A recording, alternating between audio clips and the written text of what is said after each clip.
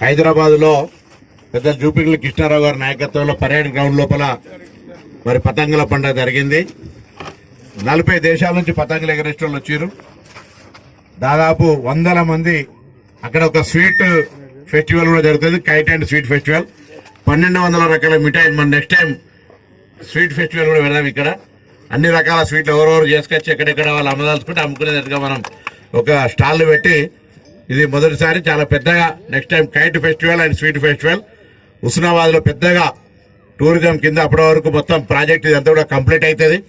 కప్పగుట్ట కూడా అభివృద్ధి అయి మహాసముద్రం గండి, అటు పాపన గుట్టాలు, భైరవ స్వామి గుడి, మహాసముద్రం గండి, ఆ జిల్లాల గడ్డ ఫారెస్ట్ కు సంబంధించినటువంటి అన్ని కూడా కలిపి ఈ ప్రాంతం అంతా అర్బన్ ఫారెస్ట్ అంతా కలిపి పెద్ద టూరిజం క్లస్టర్ కింద తీసుకునే సందర్భంలో రాయకాల వాటర్ ఫాల్స్ కాడ అన్ని రకాలుగా ఈ యొక్క సాంప్రదాయాలు ఇంతకుముందు పెద్దలు జూపల్లి కృష్ణారావు గారు చెప్పినట్టుగా సాంప్రదాయాలు ఆచారాలకు అనుగుణంగా ఈ ప్రాంతంలో ఒక చారిత్రాత్మకమైన కాకతీయుల కాలం నాటి ఈ ఎల్లమ్మ చెరువు, ఎల్లమ్మ గుడి, ఈ ప్రాంతం అంతా కూడా పొట్లపల్లి స్వయం రాజరాజేశ్వర స్వామి, అటు కొత్తకొండ వీరభద్ర స్వామి పెద్ద జాతర రేపు, ఈ సిద్ధేశ్వర ఆలయం, ఈ విధంగా అన్ని కలవికన్నటువంటి ఇటు గౌరవెల్లి ప్రాజెక్టు, గండిపల్లి ప్రాజెక్టు, ఈ ప్రాంతం అంతటికి సంబంధించిన అన్ని రకాలుగా మరి ఆహ్లాదకరంగా టూరిజంతో పాటుగా ఉపాధి, విద్య అన్ని రకాలుగా ముందుండడానికి కొరకు మరి ఉండాలని కోరుతూ ఈ పండుగ సందర్భంగా